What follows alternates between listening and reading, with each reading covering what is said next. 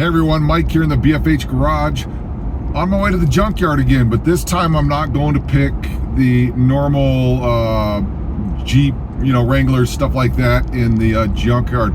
This time I'm going for a little bit of a different reason. I've been talking about it for years and years and years, and I've never done it, and I figure if I pull the trigger and get these items that maybe something will happen in the future with it. What I'm talking about is they had a 2008 F-250 Super Duty coming to the yard.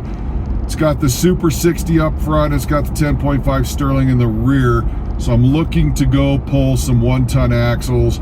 This is for a future project, not anything in the foreseeable future, but I just want to get these axles and at least have them on hand so when I'm ready to do this project that I'm going to be working on, that I already have them. So these this truck has been in the yard already for probably 3 days now, so these things do not tend to last. I mean, all the off-roaders are all over these things usually, but I'm going to take a chance, get down there and see if I can't pick these things up. So let's get to the junkyard, see if they're there.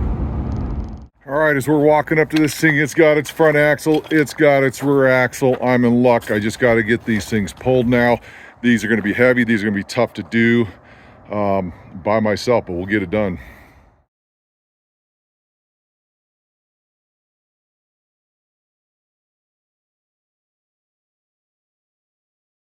All right, so the best part is somebody else wants the control arms and the springs, and they're willing to do all the work to get this axle out, so this is almost a freebie for me.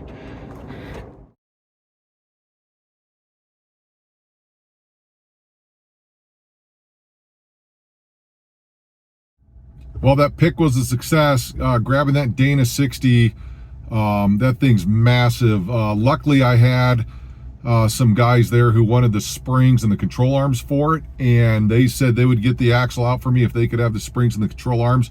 That was win-win in my book right there. The only problem with that is that somebody else already beat me to the axle, and they took the hubs from that. I could either get some worn hubs or put in a slug or whatever. I'll figure that out. This project that I'm planning is so far down the road, I'm just beginning to collect parts.